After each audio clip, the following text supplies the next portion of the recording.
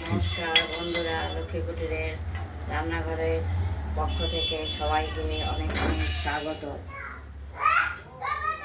এখন সজনে ডাঁটা চচ্চড়ি করব। ওই যে পোস্ত বাটা হচ্ছে, সজনে ডাঁটাগুলো দিয়ে দিলাম, কেটে গেছে।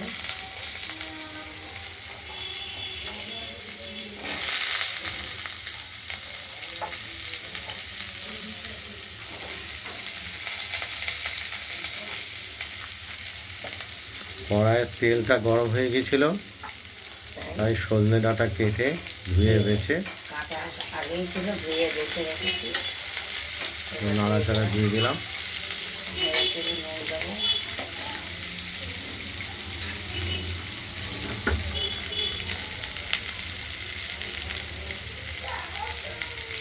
নুন দিলাম, সামান্য হলুদ দেবো, সামান্য হলুদ দেবো। পোস্ত দিতে হবে তো সেজন্য।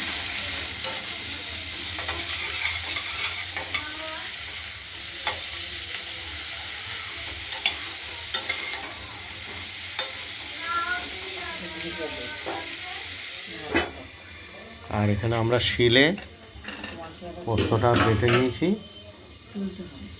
দেখতে পাচ্ছেন। এটা বাটিতে তুলে নেব, বাটিতে তুলে নেব।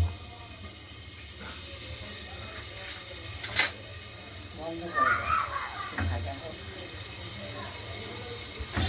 ঢাকনাটা তুললাম, তুলে ডাটাগুলো একটু ভাজা হয়ে বসে জল দিয়ে দেবো।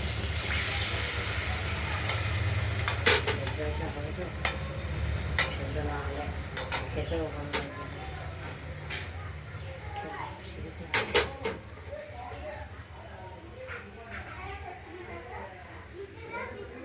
আর আমরা পোস্ত বাটাটা শিল থেকে তুলে নিয়েছি, বাটিতে তুলে নিয়েছি, এই দেখতে পাচ্ছি।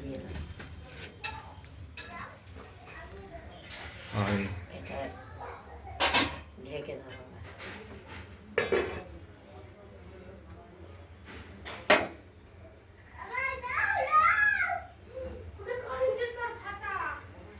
পড়ে যাবে ভাই, খেলছি সিঁড়িতে। ঢাকনাটা খুললাম, একটু নেড়ে চেড়ে দিতে হবে।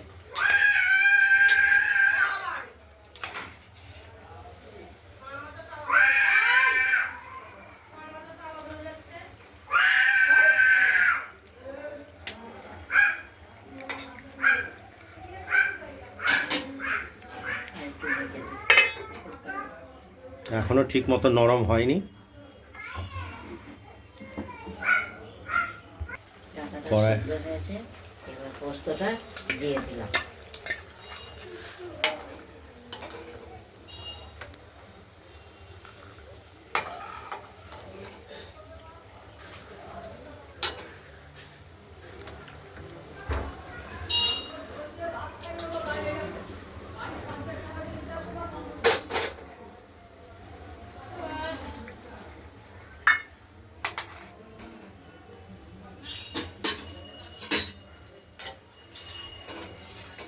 আর একটু মাখো মাখো হবে, তারপর হয়ে যাবে। একটু সামান্য গুঁড়ো চিনি দিয়েছি স্বাদের জন্য। সজনে ডাঁটার পোস্ত দিয়ে চচ্চড়ি, পোস্ত চচ্চড়ি খুবই সুস্বাদু একটি তরকারি।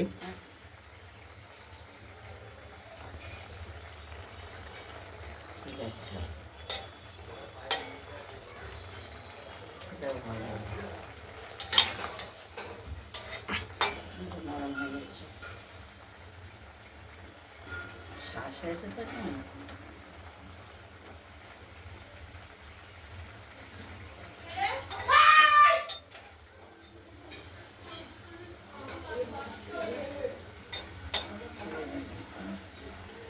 হয়ে গেছে ডাঁটা চচ্চড়িটার মধ্যে একটু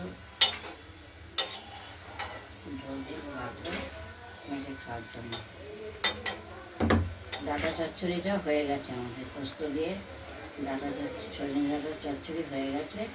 একটু ঝোল ঝোল রাখলাম, ওভেনটা নিয়ে দিয়ে দিলাম। এই ভিডিওটি যদি ভালো লাগে লাইক করবেন, কমেন্ট করবেন, আর রান্নাবান্নাটা যদি ভালো লাগে সাবস্ক্রাইব করবেন। আজকের মতো এখানে ভালো থাকবেন, সুস্থ থাকবেন, সাবধানে থাকবেন। আজ এই পর্যন্তই। পোস্ত দিয়ে রাখা চচ্চড়ি।